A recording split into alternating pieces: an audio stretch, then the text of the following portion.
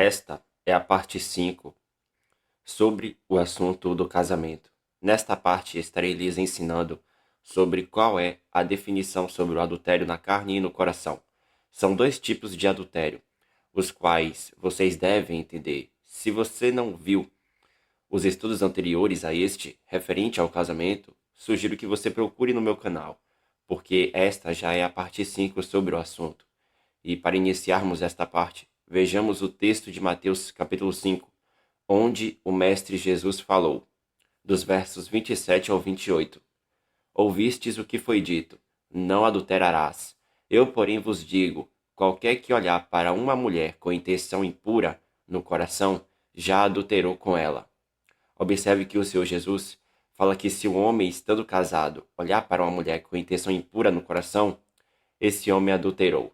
E isso também serve para a mulher que, estando casada, olha para outro homem com intenção impura no coração. Esse adultério no coração é manifesto na intenção impura do indivíduo.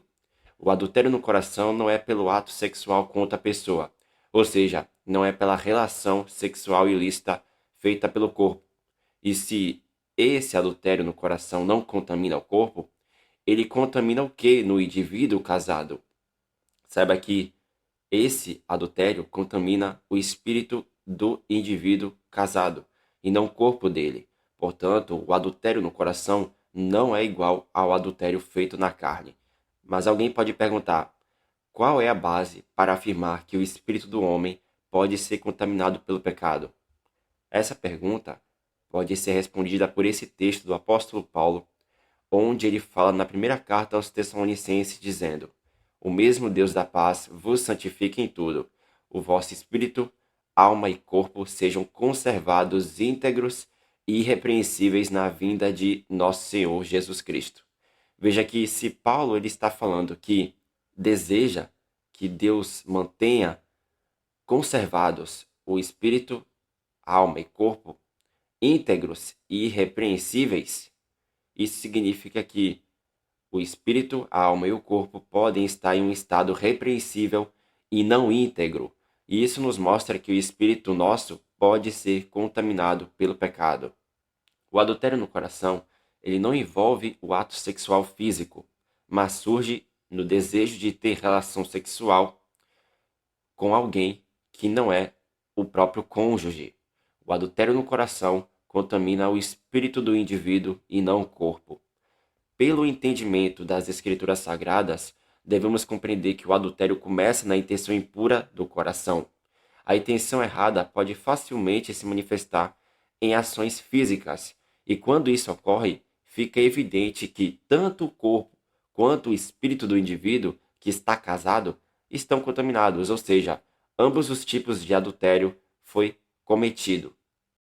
O adultério no coração e o adultério na carne têm diferenças. Veja que estes dois adultérios afetam de diferentes maneiras o casamento, pois um é feito no coração e não no corpo.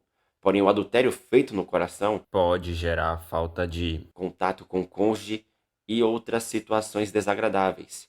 Já o adultério que é feito no corpo é manifesto por meio da relação sexual com outra pessoa, e isso gera quebra de confiança, tristeza e dor para o cônjuge. Tanto o adultério na carne como o adultério no coração são traição. E nesse caso, aquele que foi traído pode escolher casar-se segunda vez ou permanecer com quem o traiu.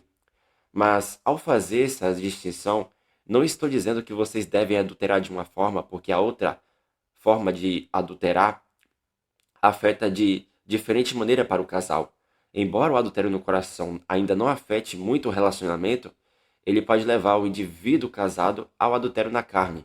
Por isso, o casal deve se abster tanto do adultério no coração quanto do adultério na carne, pois os dois adultérios são pecados.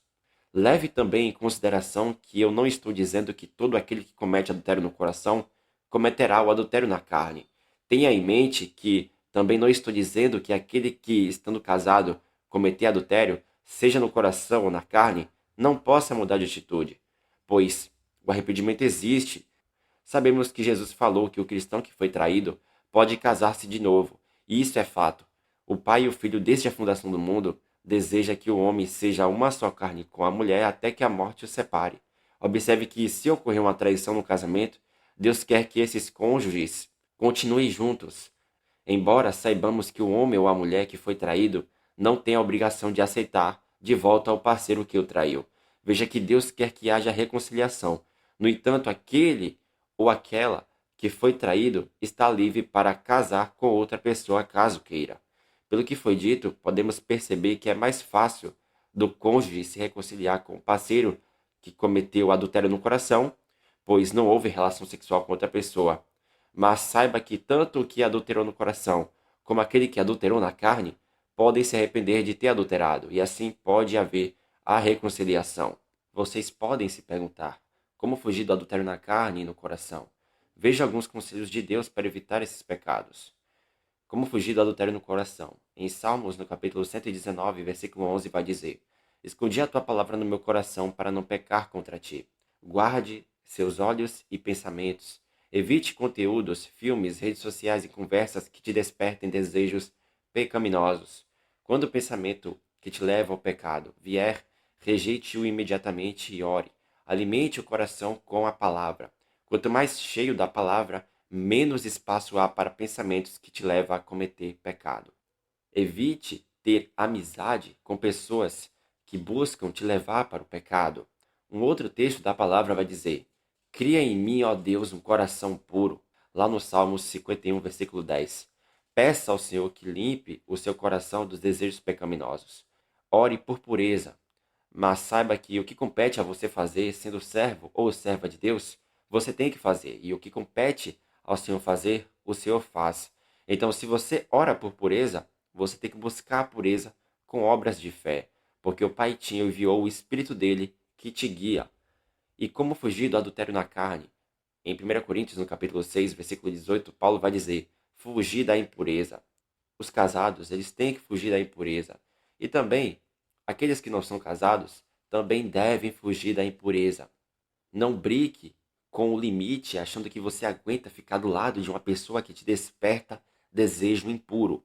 Fortaleça seu casamento, invista tempo, carinho e intimidade com o seu cônjuge. Saiba que casamentos frios são terrenos férteis para tentações. Converse com o seu cônjuge sobre os conselhos de Deus que os ajuda a fortalecer o casamento, porque em Eclesiásticos de capítulo 40 diz: um amigo ou um companheiro ajudam-se no momento oportuno, mas ainda melhor é a mulher com o seu marido. Envergonhar-se de pedir ajuda ao seu cônjuge é dar vantagem ao inimigo. Você pode conversar também com alguém maduro espiritualmente em Cristo Jesus, porque em Eclesiásticos de capítulo 37 diz: Não te aconselhes com quem olha desconfiado para ti, nem reveles as tuas opiniões a quem tem inveja de ti. Pede sempre conselhos a alguém que seja temente a Deus, alguém que tu sabes que guarda os mandamentos, cujo coração é igual ao teu e que sofrerá contigo quando falhares. Portanto, aos casados, digo que alimente o seu espírito com a palavra de Deus. Devemos nos inclinar para os desejos do espírito e não para os desejos da carne. Meus irmãos, esse foi o estudo. Que Deus nos abençoe em nome de Jesus. Amém.